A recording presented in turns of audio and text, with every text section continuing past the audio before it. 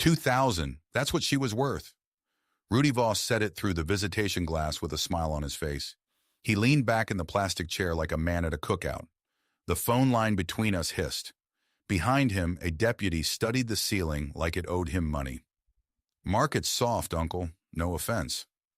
He was the only one anybody had arrested, not for her, for bad checks, an old warrant, 2 years stale. Bail was set low and soft. He would walk by Friday. He knew it. I knew it.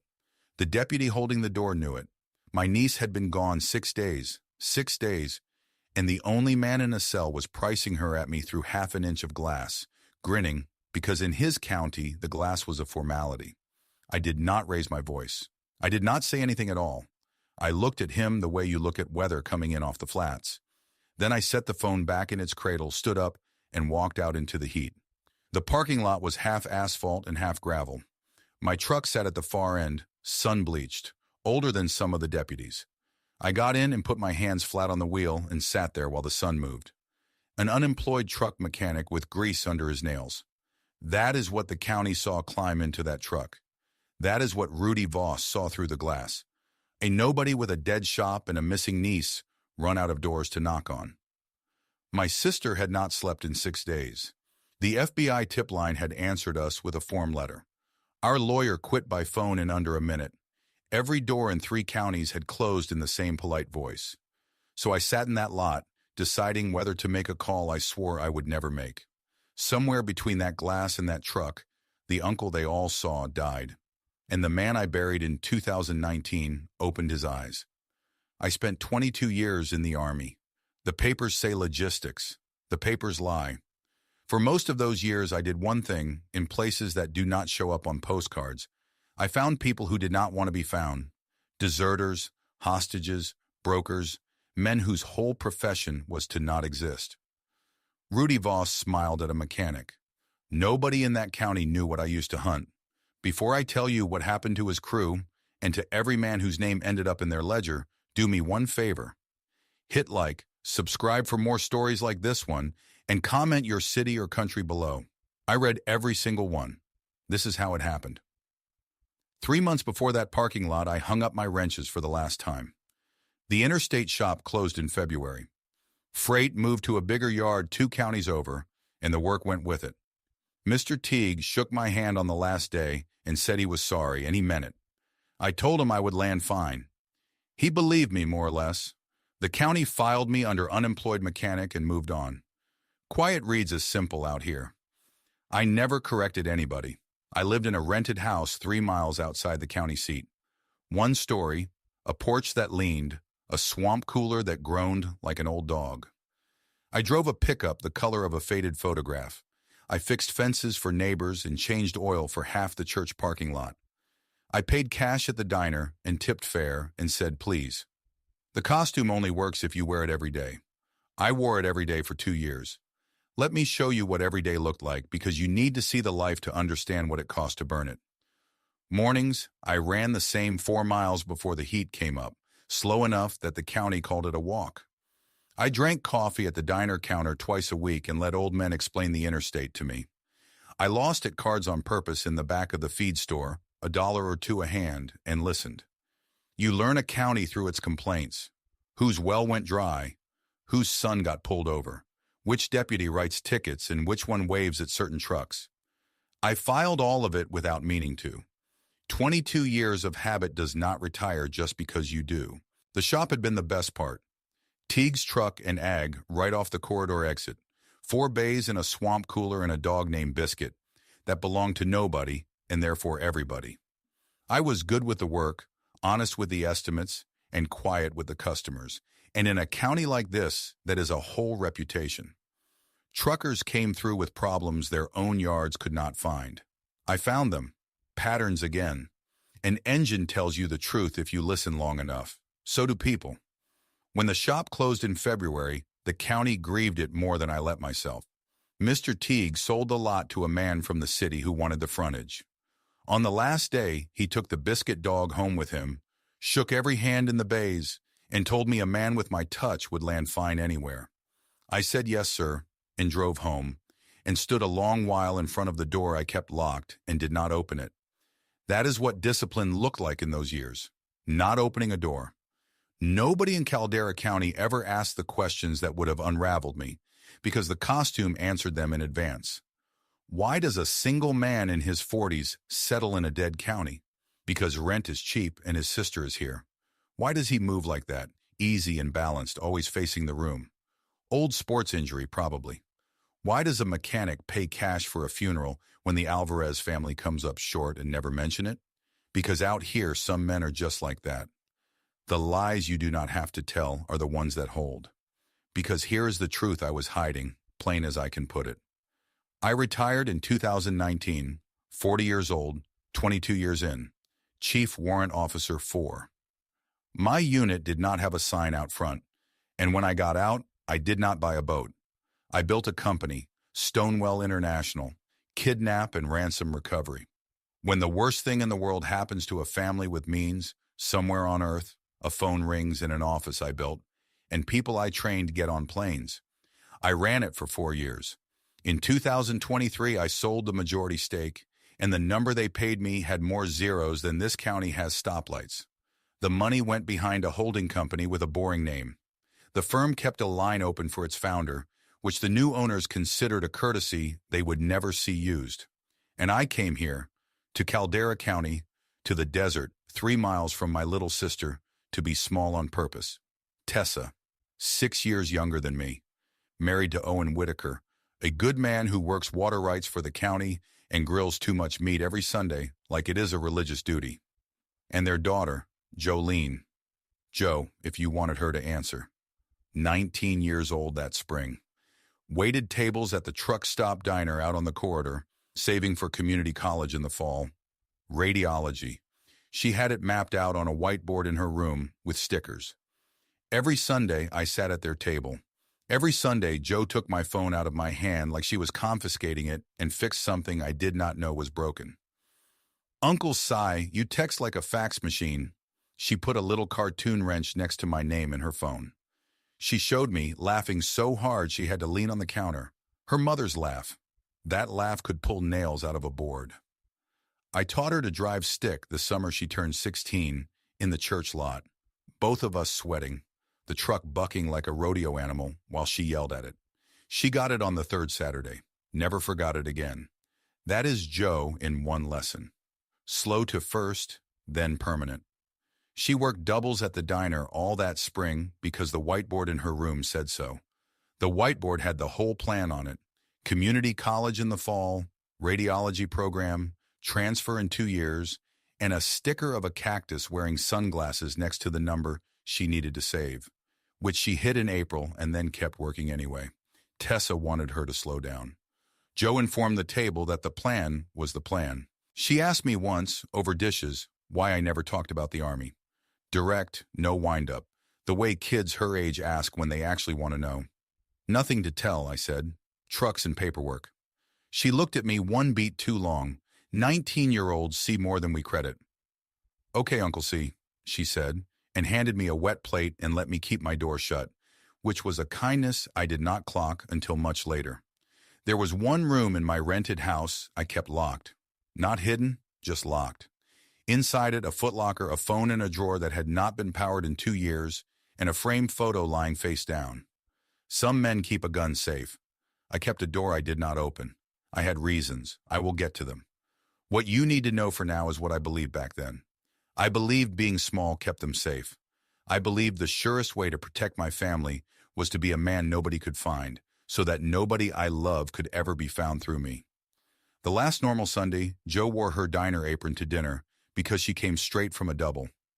She smelled like coffee and fryer oil, and she stole the first rib off the grill before Owen could stop her. And she told me the slowest texter in America needed to learn what the skull emoji meant. I remember what she was wearing. I hate that I remember it the way I remember details from work, but I do. Apron, gray sneakers, her hair up. 4 days later, my phone rang at 2 a.m. Tessa was screaming before I got the phone to my ear. Not words at first, just sound. It took her 3 tries to make a sentence, and the sentence was this. Joe never came home. Her shift ended at 11. Her car never left the lot. Understand that. Her car sat in the truck stop diner lot with the driver's door open and her keys on the seat. 9 miles up the corridor, in the weeds off an access ramp, a road crew found her phone the next morning. That is the whole scene. That is everything anyone could say out loud. There is no version of this story where I walk you through more than that, so do not wait for one. What happened to my family lives and what came after? And what came after was enough.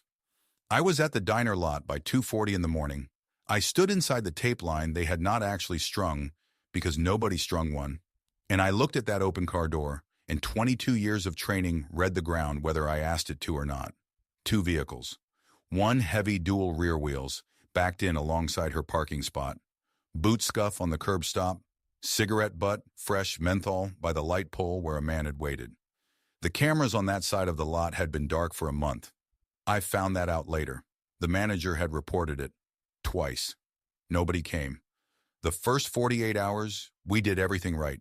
And I need you to know that, because people love to ask afterward why a family did not do more. We did it all. Owen printed 500 flyers before sunrise the first morning. Tessa called every hospital in 4 counties, alphabetically, twice, keeping notes in a spiral book in handwriting that got smaller and smaller.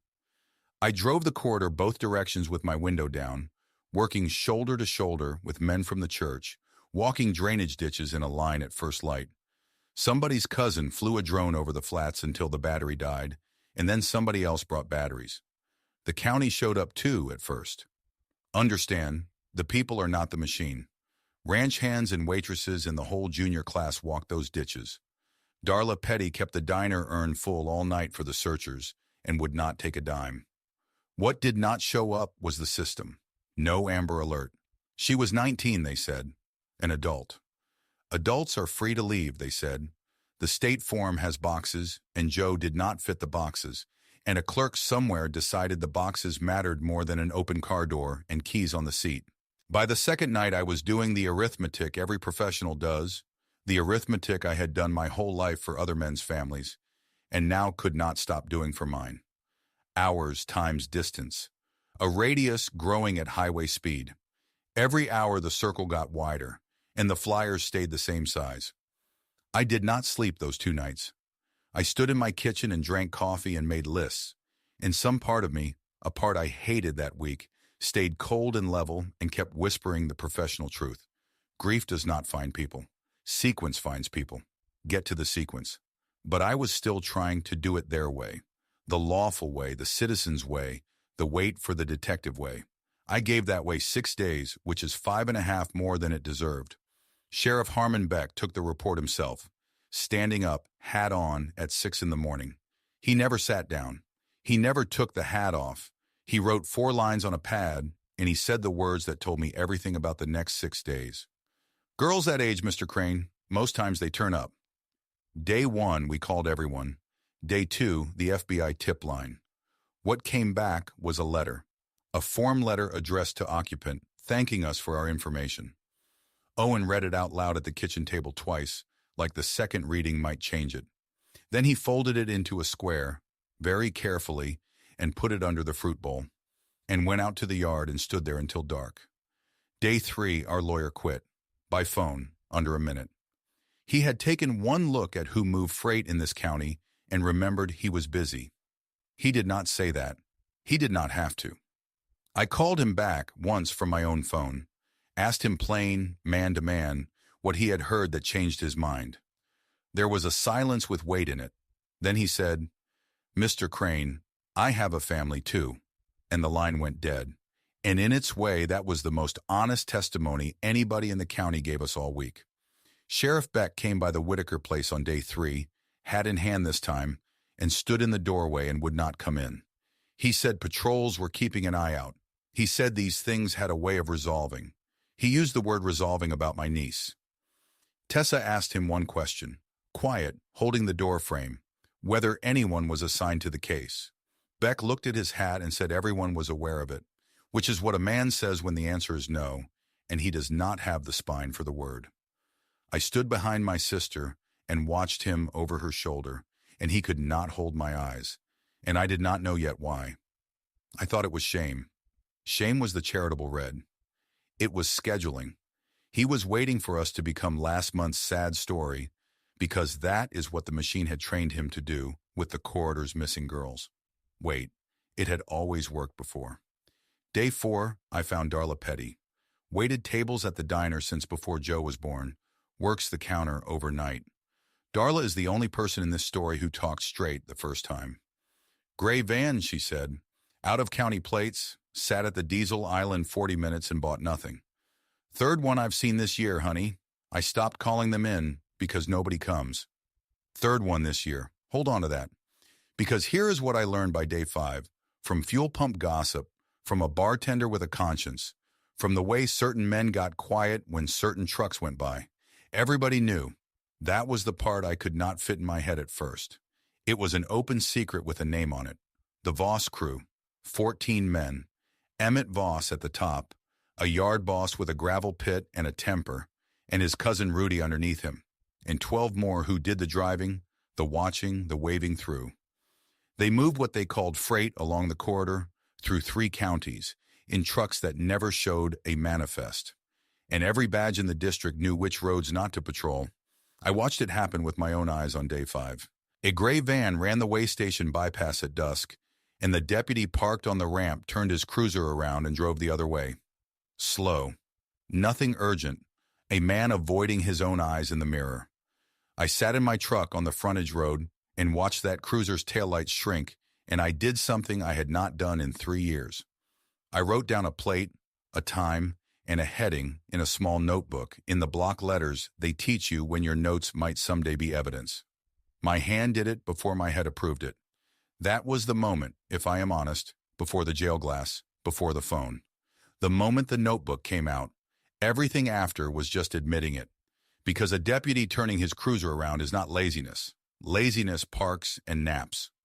Turning around takes a decision, and decisions have authors, and by day 5 I already understood that somewhere up the chain from that ramp, somebody was writing checks that bought the dark side of a county road. I just did not have his name yet. At the fuel pumps that same evening, I saw Toby Ruckman, a kid whose transmission I rebuilt for the cost of parts back when the shop was open. 22 years old. He drove for the Voss yard now. He saw me, and his face did something complicated, and he studied the pump handle like scripture until I left. I filed that away too. Day 6, morning, the district attorney gave us 11 minutes. Leland Ash, 50, a decent haircut, and a windowless conference room. He did not make eye contact for 1 full minute, and then he said his piece. No body, no crime scene. No case, Mr. Crane. My office cannot help you. 11 minutes, and 4 of them were silence. On my way out through the glass wall of his lobby, I watched a man in a golf shirt shake hands with a county commissioner. Easy as Sunday. I did not know his name yet. I would. Cyrus Lehane owned more trucks than anyone in 3 counties, and everyone in that building knew him by his first name. That afternoon, they told us Rudy Voss was in county. Bad checks. An old warrant somebody had finally decided to serve, which I later understood was the crew's way of parking him somewhere safe while things cooled. Visitation was Thursdays. You already know what he said to me through the glass. $2,000. That was the number he put on my sister's child, with a deputy in the room, smiling. And that is how a county kills a case without ever closing it. No file gets stamped, nothing gets denied, it just gets slow. Doors do not slam. They swell in the frame until they will not open at all. 6 days of that, and a family learns the truest thing about walls. Some walls are not broken. Some walls are built, brick, by men getting paid. Day 6 ended where this story started, in a gravel lot in an old truck with my hands flat on the wheel. Now I will tell you about the locked room. I enlisted in 1997, 18 years old, skinny as a fence post, intelligence analyst. I was good with patterns. Give me a stack of boring paper, and I would find the one line in it that mattered, the Army noticed. In 2005, some quiet men invited me to try out for a unit whose name I will not say into a microphone. The selection course does not test how far you can run. It tests whether you fall apart when nobody tells you if you are doing well. I did not fall apart. For the next 14 years, I hunted. not the door kicking. Other men did that, better men at it than me. I was the part that came before, the part that takes a ghost, a rumor, a burned phone, and a lie, and turns it into a grid square and a time. Human network targeting, the briefings called it. Manhunting is the honest word. Deserters, bomb makers, brokers who bought and sold human beings across borders. Because I need you to know this was not new to me. I had seen this exact machine before, just wearing different dust. We took those networks apart the way you take apart an engine. Not with rage, with sequence. I want to explain the work once, properly, because the movies get it exactly backward. The movies show a man of action. The truth is a man of patience. The work is a phone number that calls a kebab shop, and the kebab shop has a nephew, and the nephew drives on Thursdays, and the Thursday route passes one particular compound slow. The work is 6 weeks of nothing and then 4 minutes of everything. The work is knowing that every network, every single one, no matter how careful, has the same weak point. It is made of people. People get comfortable. People get lazy. People keep books. You sit in rooms without windows and you build the target the way you would build a watch. And when it is finally assembled, when every gear touches every gear, you hand it to the men with the helicopters, and you watch a thing that thought it was invisible learn, in one coordinated hour, that it was never invisible. It was just early. I was very good at it. I am not being modest tonight because modesty here would be a kind of lie, and I promised you the truth. There were years when certain kinds of men in certain parts of the world checked under their cars because of a rumor, and the rumor was a unit, and the unit, some of those years, was substantially me and people like Abel Fisk. Iraq, Afghanistan, Syria, in the years nobody talks about. I was appointed warrant officer in 2009 because the work needed someone whose whole rank was the work. Chief Warrant Officer 4 by the end. 22 years, in a personnel file thin as a menu, and a challenge coin in my footlocker with no unit crest on it. Just a number, and under it, one word. Found. We found them all. All of them but one. 2016. A family taken for money in a country I will not name. We built the package. We were good. We were 6 hours late anyway because a signature in an office 3 time zones away took a day longer than it should have. I carried what we found at that site out in my hands, and I will carry it in my head forever, and that is all I will ever say about it, here or anywhere. That was the year I understood something about myself. The skill does not care while you use it. The clock does not care that you are righteous. 6 hours is 6 hours. I retired in 2019 and built Stonewell International because I wanted the clock on my side for once. Recovery, not revenge. We brought back 41 people in 4 years. I never gave an interview. I never put my name on a door. And when the offer came in 2023, I sold because the firm had outgrown the man and the man was tired. Then I did the strangest thing rich men do. I disappeared on purpose. No profile, no foundation gala. A holding company with a name like a dentist's office, and a rented house in the desert, and a truck older than my service, 3 miles from the only family I have. Because of 2016, because I had spent a lifetime learning how people get found, and the lesson underneath the lesson was this. You find a man through what he loves. So I decided to be a man who, on paper, loved nothing. No wife, no kids, a sister nobody could connect to the firm. I thought I was building a wall around them. I told you I would be honest with you tonight, so here it is. I was wrong. Small does not keep anybody safe. Small just means that when the wolf comes anyway, he thinks nobody is home. Day 6, midnight. I unlocked the door. The footlocker opened the way it always did, smelling like cosmoline and old canvas. The phone was in the drawer, wrapped in a shop rag. 2 years dead. I plugged it in, and the screen lit on the first try, like it had been waiting. Like it knew. One contact in it, no name. Just a wrench icon, which, yes, Joe would have found hilarious. I stood in that little room with the phone buzzing itself awake, and I want to be straight with you about what I was choosing between. because it was not between doing something and doing nothing. It was between two different men who both knew how to do something. One of them wanted to drive to a gravel yard that night with a pry bar and start asking questions in a voice nobody in this county had heard yet. I understood that man. I had trained beside him my whole life, and I knew exactly where his road went. It went to Joe staying lost. The other man knew the oldest rule of recovery work. You do not kick the first door. Every door you kick early costs you a name, and I did not want a name. I wanted every name. I pressed the call. It rang once. "Authenticate," said the voice, calm as a dial tone. I said a phrase I had not said in 2 years.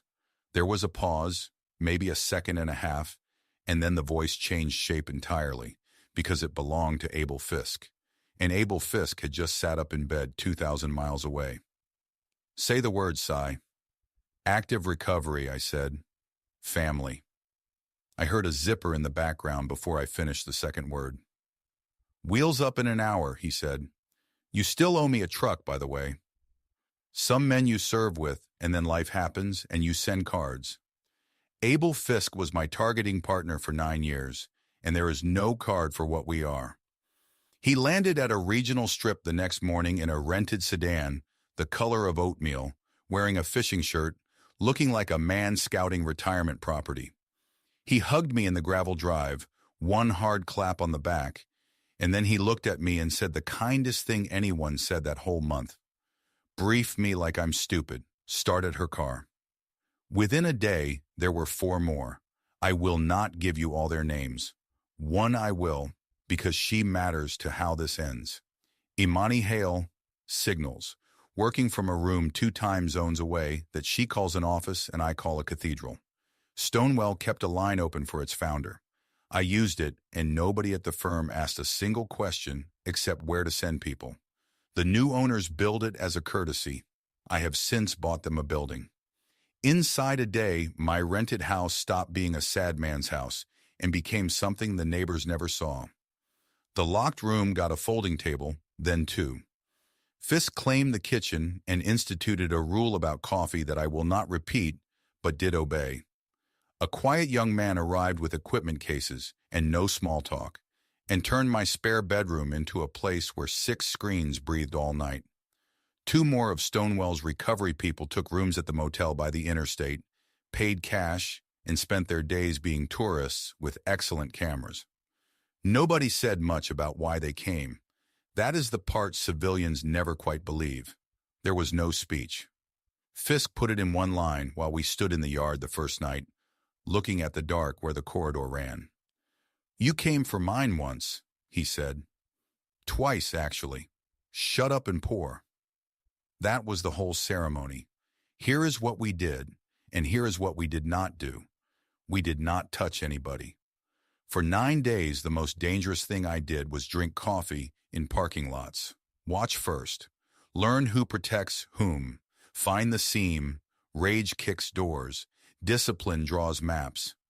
I should tell you about Imani Hale, because she wins this story as much as anyone who wore a vest. She was a warrant officer too once, a different flavor, the kind that hears the world through antennas. She left the service the same year I did, and I hired her before her terminal leave ended, which remains the best decision Stonewell ever made. She speaks in weather metaphors and drinks tea you can smell through a phone line, and she has found more human beings from a padded chair than most task forces find in a career. "Tell me about your county, Cy," she said, the first night, and I talked for 2 hours, and she said nothing but small sounds, and at the end of it she said, "Okay, your county leaks. Every county leaks. Give me 4 days." Imani started with the plate readers. Every license plate that passed the corridor's 3 readers in 90 days, cross-checked against every plate that had ever idled near the diner. The gray vans came up fast, registered to a leasing shell, insured by another shell, and both shells rented their mailbox from the same strip mall in the county seat. The shells were supposed to be the clever part, and I want you to appreciate how thin clever actually is. 2 companies with fence post names, filed by the same lawyer in the same week 4 years ago, sharing a mailbox between a nail salon and a tax preparer.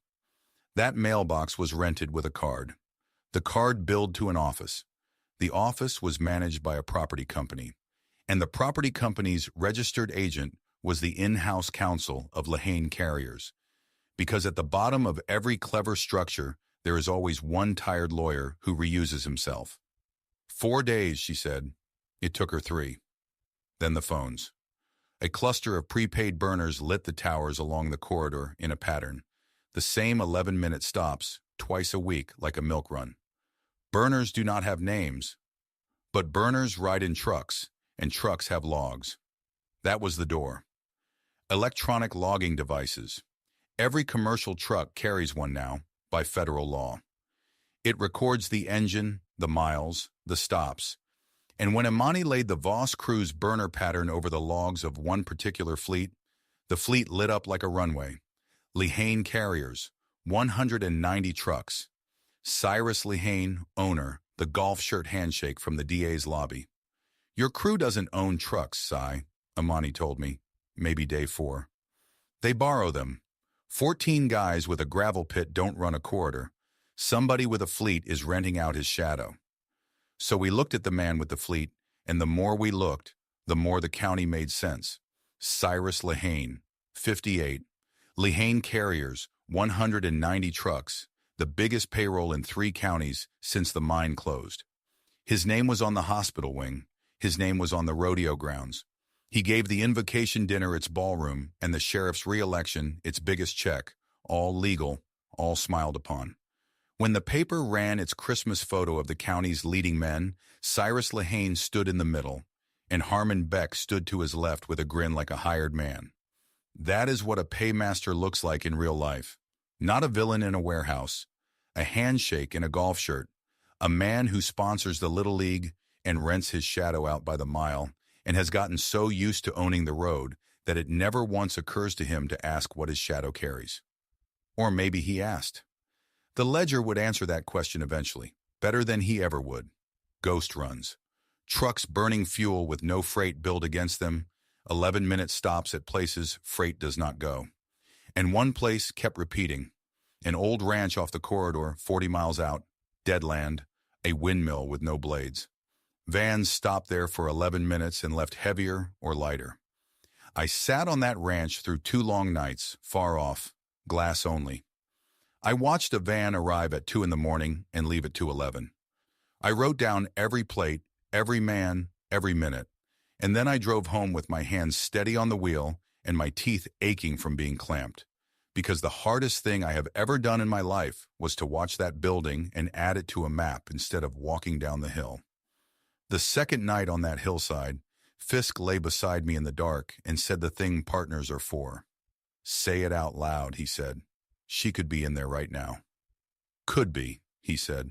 And if you go down that hill tonight, and she is not, they know we exist by breakfast, and wherever she actually is gets moved by noon, and you will have traded every name in this network for one empty building. Say the rest of it. I said the rest of it. Watch first. Learn who protects whom. Find the seam. The rules I had written on other men's worst nights, coming back around to sit on my chest on mine. He passed me the water and took the glass, and we stayed until the sky went gray, and the van count that night became the line of the affidavit that a federal judge would later underline twice. I want you to hear this part clearly. I believed Joe was alive, not hoped, believed, with evidence. Crews like this are a business, and the business does not spend $2,000 to waste it. The wire we found later proved the price. Rudy had not been lying to hurt me. He had been quoting me the market, because to these men, that is all she was. Inventory has a schedule. Schedules can be found. By the 9th night, the wall of the locked room did not have a footlocker in it anymore. It had a map, 14 faces, 3 counties, 1 fleet, 1 ranch, and in the center of all of it, a photograph of my niece in a diner apron. And for the first time since the phone rang at 2 in the morning, her picture was lying face up. The county noticed me noticing. It started small, the way pressure always starts. My mail arrived open once. A truck I did not know idled past my house, slow, twice in one evening. And then Deputy Merle Stansel pulled me over on a road with no other cars on it, 8 miles of visibility in both directions, for what he called drifting. He took his time walking up, sunglasses, toothpick, hand resting on his belt like a man patting a dog. "Folks worry about you, Crane," he said. "Taking this awful hard. Grief makes men stupid. Be a shame if stupid got somebody hurt." "Yes, sir," I said. "It does. It would." He liked that. He tapped my roof twice and strolled back, and I sat there being a chastened little mechanic, and while he ran my plate at his cruiser, I memorized his body cam serial, his unit number, and the fact that he had turned the camera off before he ever left his seat. 2 days later, it was one of the crew. Gas station, midday, witnesses around, which was the point. A wide man with a rock-slide face leaned on the pump next to mine, close enough that I could read the tattoo on his forearm, and spoke to the price display instead of to me. "Stop asking about the van, Uncle. Business is business." "Appreciate the advice," I said, and thanked him, and he laughed at me and drove off believing he had met a broken man. I stood there holding the pump and breathing, and in my head, cold as filing, went the entry. Boots, size 13, plate, tattoo, coiled snake, left forearm, voice, gravel, missing a tooth. Thank you for coming close enough to be memorized. That Friday, right on schedule, Rudy Voss made bail and walked out of county lockup into the sunshine, stretching like a cat. I know because I watched from across the street and he wanted me to see it. He found my truck with his eyes, pointed at me with 2 fingers like a pistol, and grinned. That night the crew celebrated at the roadhouse out by the gravel yard, loud enough that half the county heard about it by church. Emmett Voss bought the room around. I know exactly what was said, because one of the motel tourists with the excellent cameras was 3 stools down nursing a beer, and Emmett Voss is a man who performs when he drinks. He stood on the rail of the pool table and gave a speech about family, about how this county respected people who minded their business. He said the roads belonged to men who worked them, and he looked around the room slow while he said it, and grown men studied their bottles. Then somebody asked, too drunk to be smart, about the mechanic who kept asking around. "The mechanic," Emmett said, and the recording has him laughing until he coughed. "Grease monkey with a sad story, let him ask. Asking never opened a gate." He was raising his glass when he said the last part, and I have thought about it many times since. Nobody is coming for us. Nobody ever comes. He was almost right. That is the thing about men like Emmett Voss. They are almost right for years, and then one morning they are all the way wrong, in their socks, in the sunrise, all at once. That same week, a new flyer went up on the diner corkboard next to Joe's. Another face. A girl from 2 counties east, gone 3 weeks now. Darla Petty put it up herself and stood looking at it for a while, and then she brought me coffee I had not ordered and did not charge me for it. I drove out to meet that family. I told them I was the uncle from the flyer next to theirs, which was true, and that people were working on it who did not quit, which was also true in ways I could not explain. The mother held my hand at her door with both of hers and asked me if I thought the girls were together. I told her I did not know. I did know. By then, Imani had the pattern cold, and the pattern said the way station consolidated before it moved. 2 flyers on 1 corkboard, 1 ranch. I carried that knowledge back down their driveway like a full pail I could not set down or spill. And if you want to know what those 9 days actually cost, it was not the sleep. It was the doors I had to walk away from with the pail still full. 3rd one this year, she had told me. The machine was still running. It was never going to stop on its own. And everyone reasonable in my life chose that week to beg me to stand down.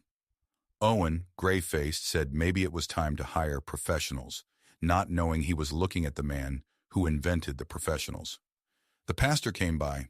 Even Leland Ash sent word, secondhand, that the family would do well to let the process work. The process. God bless him.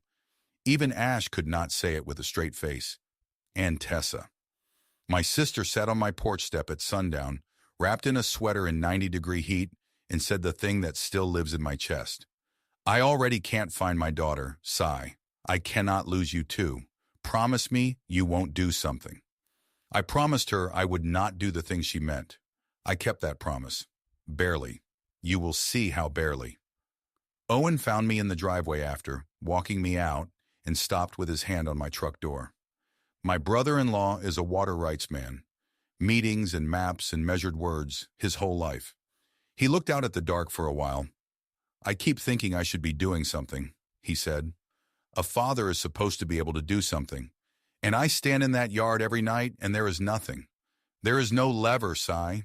Nobody built a lever for people like us. There's a lever, I said, before I could weigh it. He looked at me. For 1 second, longer than any look he had ever given me across a grill or a card table. Then he nodded slow, like a man deciding not to ask what he suspected, and patted the truck twice and went inside to sit up with his wife. Whatever the county believed about me, I think Owen Whitaker knew from that night. He never said a word. Fathers understand levers better than anyone. They just need to know one exists. Then the night everything tilted, and the funny thing is, they did it to themselves. Stansel, on somebody's orders, decided to find out who this Crane fellow actually was. He ran me properly this time. Full records pull through a state clerk the sheriff's office kept friendly. And the query hit something none of them had ever seen before. I found out because Imani was inside their request, the way weather is inside a forecast. See, her voice on the encrypted line, very quiet, very awake. They just ran you, and your file ran back. 20 years ago, someone in my old world planted markers on the identities of men like me. Not alarms. Just tripwires that tell certain quiet offices when the wrong people get curious. Stansel's little favor lit one. Within an hour, a records clerk called the sheriff, spooked, saying the state screen had done something she had never seen, and a federal contact number had appeared, and then the whole query had erased itself. Harmon Beck, career survivor, understood exactly one thing. The unemployed mechanic was somebody, and a somebody with a dead-end file is the scariest kind there is. Beck made a phone call, not to me, to Cyrus Lehane. They're scared, Cy, Imani said, reading the traffic that followed like tea leaves. Burners waking up out of pattern, the leasing shell pinging its lawyer at 11 at night. Scared people do one of two things. They freeze or they move the schedule up. They moved the schedule up. The 11-minute stops compressed. The ranch went from twice a week to nightly. And a wire moved, small, fast, the kind of housekeeping money a business spends when it is about to relocate inventory it does not want found. We had days, maybe less. For 6 days they had been hunting a mechanic's family.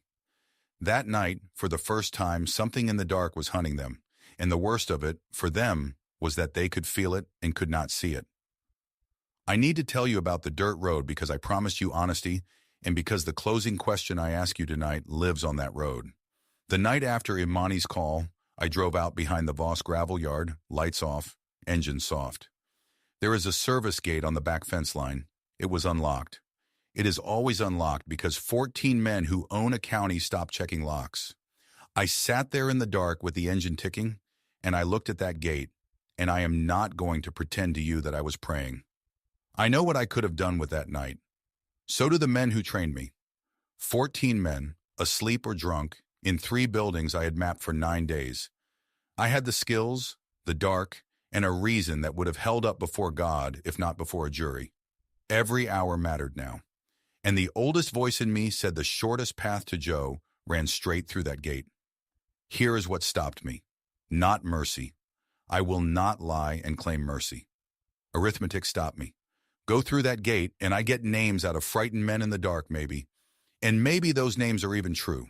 But the ranch moves the moment the yard goes quiet. The buyers scatter, the ledger burns. 14 men is not the network.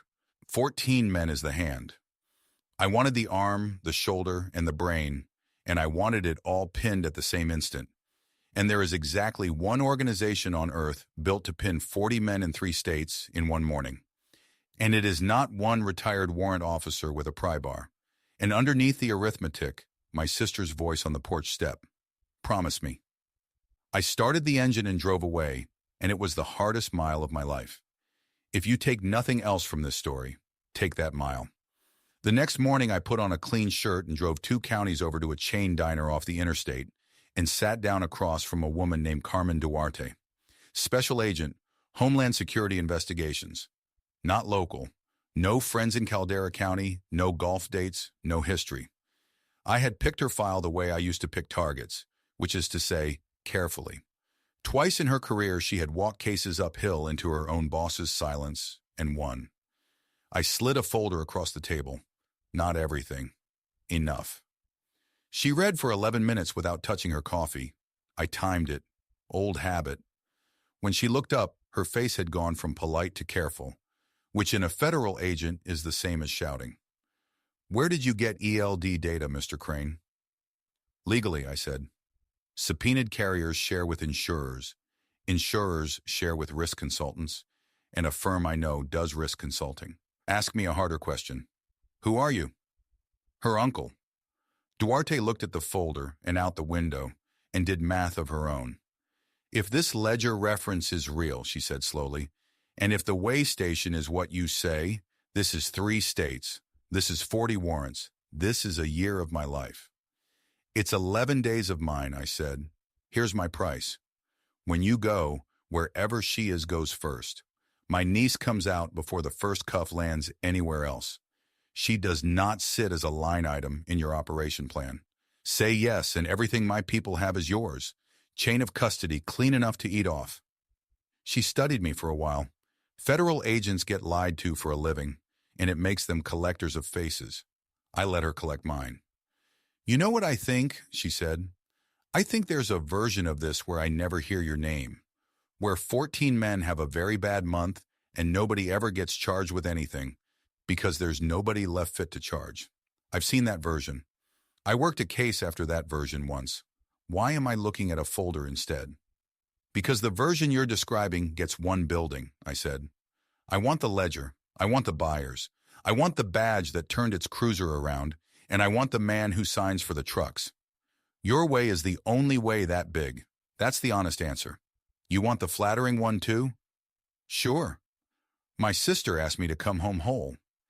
And if I say the government doesn't take conditions, then I thank you for the coffee. I stood up. And you spend that year wondering. She let me get one step. Ask anyone who works recovery. It is always one step. Sit down, Mr. Crane, Carmen Duarte said, and pulled out her phone, and her coffee never did get drunk, because she made the first call right there in the booth. I signed nothing. I promised nothing I did not keep. And driving home, I said out loud, alone in the truck, the only prayer I had left in me. Hold on, Joe. The slow way is coming fast. The seam that finally split it open was 22 years old and scared of thunder. Toby Ruckman, the kid whose transmission I rebuilt for parts.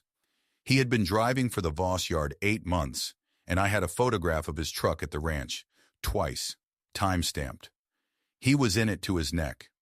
He was also, my gut said, the only man in that crew who hated himself for it, and men who hate themselves are doors waiting for a knock. The crew must have thought so too, because word moved that week that loose ends were being counted.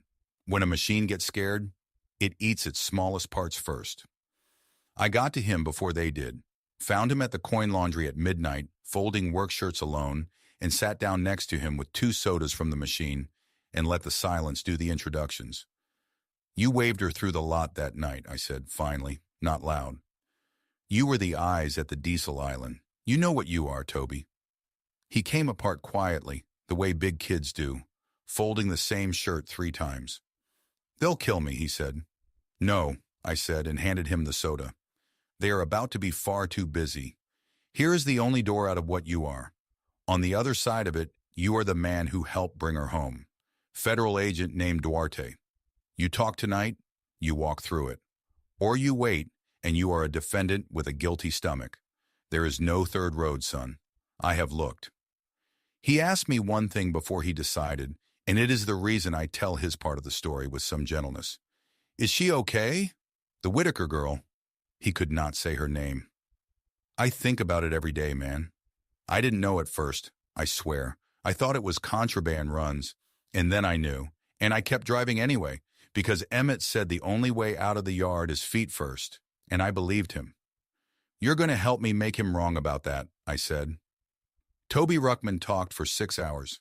The 11-minute stops, the handoff protocols, and the thing we needed most, The thing Imani had inferred but could not touch. The ledger. Emmett Voss did not trust banks and did not trust memory, so an accountant in a strip mall office kept the escrow book for the whole corridor. Buyers, dates, wire routing, deposits held until delivery confirmed. A business, like I said. Businesses keep books. I saw the ledger later in a courtroom, blown up on a screen with exhibit numbers on it, and I want to tell you what it actually looked like, because you are imagining something evil, and the evil of it is that it was not. It was a spreadsheet, neat columns, initials, dates, amounts, a code for the way station, a code for the destination. The accountant used the same software my church uses for the collection count. One row of that spreadsheet had a date I knew better than my own birthday, and an amount of $2,000 and initials that were not her name, because to that column of that book, my niece did not have a name. Prosecutors call a document like that a roadmap. I sat in the gallery and watched 12 jurors understand it one at a time, watched it move across their faces, row by row, and understood something myself. Rage cannot read a spreadsheet, but a spreadsheet read right can end an empire. 206 pages. Toby gave us the door, and the door gave us the book, and the book gave us all of them. Every buyer, every wire, every man who thought a deposit made him invisible. Duarte had her warrant applications drafted the same night, and a federal magistrate 2 counties away, one with no friends in Caldera either, signed them without blinking because Toby plus the folder plus the logs made the package a battering ram. Then it was the ranch, and I am going to tell you exactly what my part in it was, because keeping my word matters to how you should hear this story. My part was a hillside, 400 meters out, in the dark, with glass. That was the deal, and Fisk sat beside me to make sure I honored it, and Duarte let us have that much because she is smarter about men like me than most. The waiting on that hillside was its own country. We had been in position since dark. Below, the ranch sat the way it always sat, 1 yard light, the bladeless windmill black against the stars. Somewhere behind us, staged on a county road with their engines off, Duarte's teams checked watches in the dark. The radio in my ear carried the operation channel, which was Duarte's one concession past the deal, and I have wondered since whether she gave it to me as a courtesy or as a leash. Both, probably. Smart woman. Fisk lay on my left, exactly where he had lain on hillsides on 3 continents. He did not tell me it would be fine. 20 years of nights like this, and he has never once told me it would be fine. He checks his watch, and he breathes slow on purpose so that you match him without noticing, and that is worth more than every "it will be fine" ever said. "Hey, Cy," he said 1 minute out, "the coffee at that diner of hers, any good?" "Terrible," I said. "Good. First pot's on you." At 2:17 in the morning, her teams took the way station ranch. No sirens, no shots. Flash of white light in the windows, doors going in, and then the longest 90 seconds of my life. Longer than any 90 seconds anywhere, and I have had some long ones. And then a doorway, and a blanket, and a small figure walking out on her own 2 feet, dehydrated and cold and scared and alive. Hours, we later learned, before the van scheduled to move her out of state was due. They let me down the hill when the scene was secure. I know I dropped the glass somewhere on the way because Fisk billed me for it later, framed the invoice, which is the kind of friend he is. She saw me over the shoulder of a federal medic. "Uncle Cy?" 22 years of finding people, 41 recoveries with my name nowhere on them. None of it, not 1 hour of it, felt like that gravel yard at 2:20 in the morning. I did not let go until the medic made me, and the medic had the good sense to take her time. And while I stood there with my niece's grip printed on my forearm, the rest of the machine came down all at once, everywhere, exactly the way it had been built to. 2:40 a.m., the strip mall accountant opened his door to a battering ram and lost custody of the ledger mid-shred.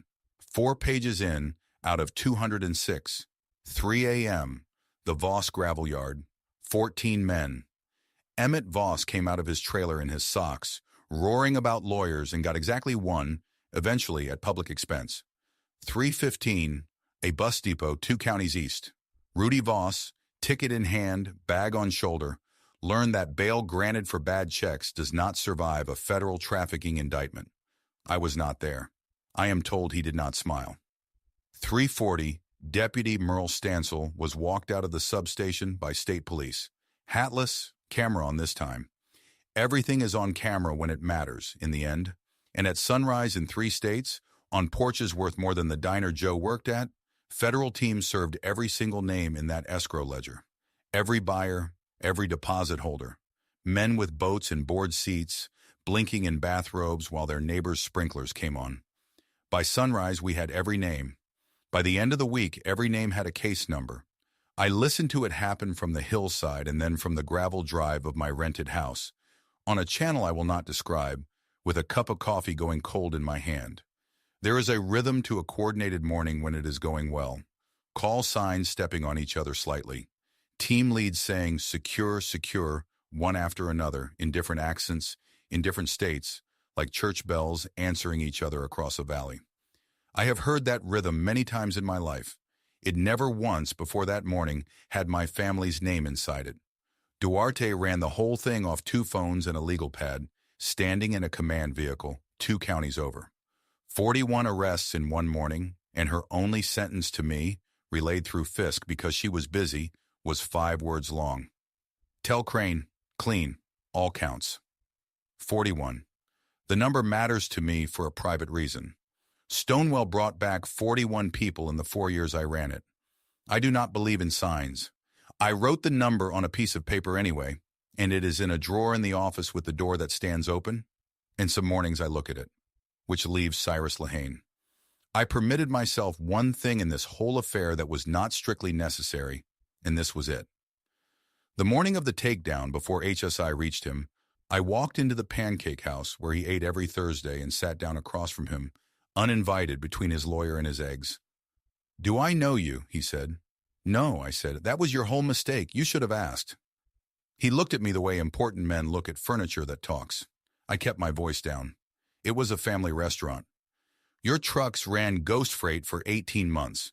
Your ELDs recorded every mile of it because the law made you install them, and your vanity made you buy the deluxe package. Your drivers priced a girl at $2,000, my niece. And in 18 months of renting out your shadow, you never once asked who anybody's family was. I stood and put $2,000 in cash on the table, squared the edges the way you square a folder. For your trouble." He was arrested before the coffee cooled. I know because I heard it happen behind me through the door, and I did not stay to watch, and I want you to understand that not staying was not restraint. I simply was not curious. Everything I needed to see, I had seen at 2:20 that morning, wrapped in a federal blanket, saying my name. The weight kept moving for months, the way it does when a seam gives all the way. Lehane carriers died of forfeiture. 190 trucks behind a chain-link fence with weeds coming up through the axles. Every asset frozen while the government worked out which dollars were dirty, and the answer was enough of them. The freight moved to honest carriers. 2 of Lehane's dispatchers turned state's evidence within the week. The lawyer from the pancake house now practices in a different state, for whatever that is worth. Sheriff Harmon Beck retired for health reasons 11 days after the takedown. His health, I am told, is fine. The state review team that moved into his office carried out boxes for a month. Stansel took a plea and named the other 2 badges on the crew's payroll, which is the single useful thing he ever did in uniform. The news vans came, of course. 3 states' worth of warrants in one sunrise makes a map graphic the networks cannot resist. And for 2 weeks, the diner parking lot had more antennas than trucks. They never got the whole story.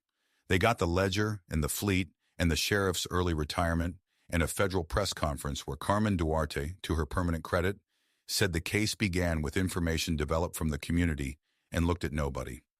A reporter from the city stood on my porch one evening with a card in her hand and a theory in her eyes. She had pulled threads. She was good. She asked me straight out what I did before I fixed trucks. "Logistics," I said. She looked at me the way Joe used to, 1 beat too long. "That must have been some logistics," she said, and I wished her a good evening. And that quote, I am told, sat in her draft for a month before her editor cut it for length. And Leland Ash surprised me. Given cover, given a corridor that could no longer punish curiosity, the DA reopened 4 old cases. Missing girls, cold files, the years everybody had agreed not to see. Two of them came home because the ledger reached backward as well as forward. One of them was the face from the diner corkboard. Darla Petty took that flyer down herself, and she finally got to give her statement about the gray vans to somebody who wrote every word, and she wore her good cardigan to do it. "Told you the vans were real," she said to the room. Nobody laughed. Every person in that room stood up when she left, and I include myself. The trials ran through the following year. Emmett Voss went first and went hardest. Life plus numbers that stopped meaning anything. Federal, no parole arithmetic worth doing. Rudy took a plea and still drew more years than he has been alive. The buyers fought longest, with the best lawyers, the way money always fights, and it bought them exactly the discovery motions their retainers were worth, and then it bought them nothing at all, because a spreadsheet does not get nervous on the stand. Cyrus Lehane's lawyers argued their client was a businessman deceived by rogue elements in his own fleet. The jury was out 4 hours, and I am told 2 of those were lunch. The corridor gets patrols after dark now. Real ones, on the roads that never used to see one. It is a small thing. It is not a small thing. People ask, when they learn a piece of this story, what it felt like watching an empire come down. And I tell them the truth.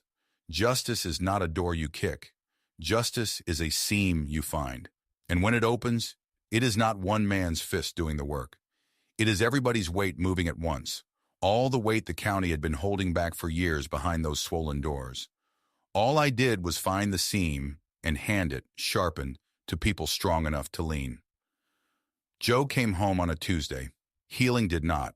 Healing took its own time, and I promised you honesty, so here is honesty. There were night terrors. There is a therapist 2 towns over, worth every mile, twice a week at first, then once. There is a dog now, a shepherd mixed the size of a love seat, because the counselor suggested it, and because Sunday dinner voted on the name for an hour. Joe overruled the whole table and called him Wrench. I did not tell her to call him Wrench. I want that on the record. She did that to me on purpose. The whiteboard in her room is back up. Radiology with stickers. She started her classes in the fall, 1 semester later than the plan, and she informed the family that the plan was amended, not broken, and God help anyone at that table who used the word broken about anything ever again. Her mother's steel, that too is in her, and she tied her apron back on. That one cost me. The same diner, the same corridor lot 4 months later. Her therapist called it hers to take back. Her manager put her on days, moved her section away from the window, no fuss made. The first shift she worked, it is possible a man sat in the corner booth from open to close, drinking coffee that tasted like regret and pretending to read a paper. You going to sit there every shift, Uncle C? Only until the coffee improves. It has not improved. I go less now. Some weeks not at all. That is what winning slowly looks like, in case anyone ever asks you. It looks like going less. There was one more conversation I owe you, because this story does not close without it. Late fall, the porch again, but this time Joe, with the dog's head heavy on her feet. She had been to a hearing that week, victim impact. She wrote her statement herself and would not show it to anyone first, and she read it in open court at 19 years old, with her chin level, and 2 rows back, her uncle sat still and learned what steel actually is. On the porch, she asked me the question the whole county had been too polite to ask. It was you, wasn't it? All of it. The ranch. The sunrise thing. That was you. I gave her the truth she was owed. It was a lot of people. I made a phone call. She watched the dark where the corridor runs, the way I do. The man at the jail, she said. The one who said the number. My number. She had heard about it then. County's talk. $2,000. I did not trust my voice, so I waited. That's not what I cost, she said, and there was her mother's steel and something older than both of us. That's what they cost. All of them.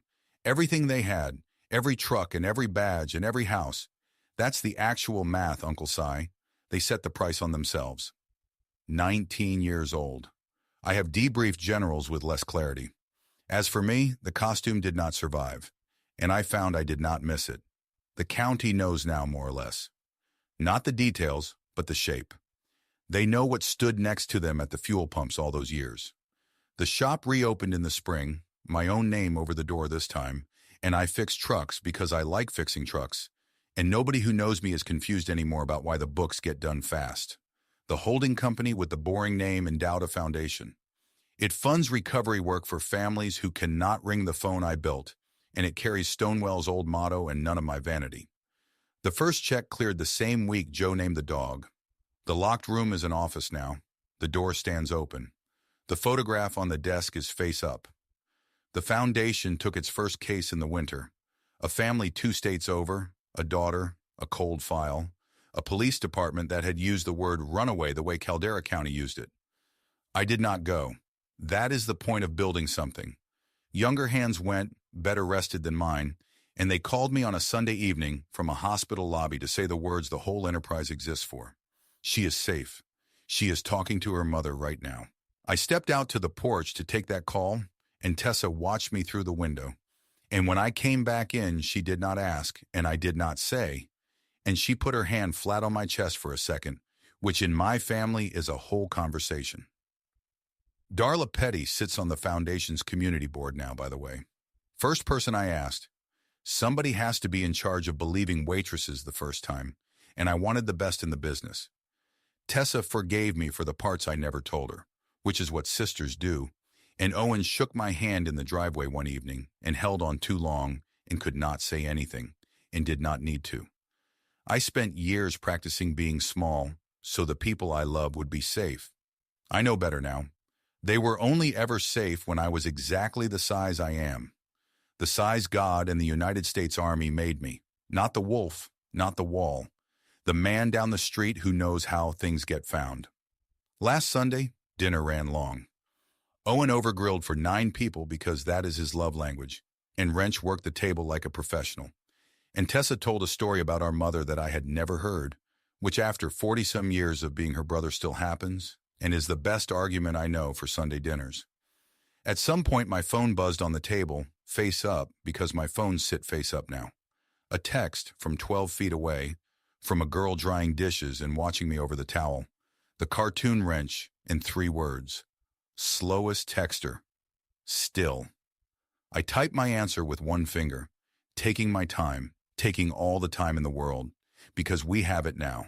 And if you are wondering what I wrote back, it was the truth, and it took me a full minute to type, and she read it and rolled her eyes and hung the towel over her shoulder exactly the way her mother does. Found you first. I think about that dirt road more than I think about the sunrise. The unlocked gate behind the gravel yard, the engine ticking, 14 men asleep, and every skill I own whispering that the shortest path to her ran through the dark. I drove away. It bought me every name in that ledger, and 2 other families their daughters back, and it let me keep a promise to my sister on a porch step. I believe all the way down that it was right. I also know exactly how close it came, and I did not know how heavy that mile was until I had driven it. So tonight I want an honest answer, not a loud one. If the law shrugged and somebody you love was out there in the dark, could you have driven away from that unlocked gate like I did? Could you have taken the slow way, knowing the clock was running? Or would you have gone through it and paid whatever it cost? Sit with it a second before you type. I read every single one. If this story held you, the like button and a subscribe genuinely help these stories find the people who need them, and it costs you nothing. And tell me what you want next, because I write these for you. More military justice? An emotional family story? Or something darker? Put it in the comments and I will write it for you. Until then, hold your people close, learn your neighbors' names, and never mistake quiet for weak. We'll see you in the next one.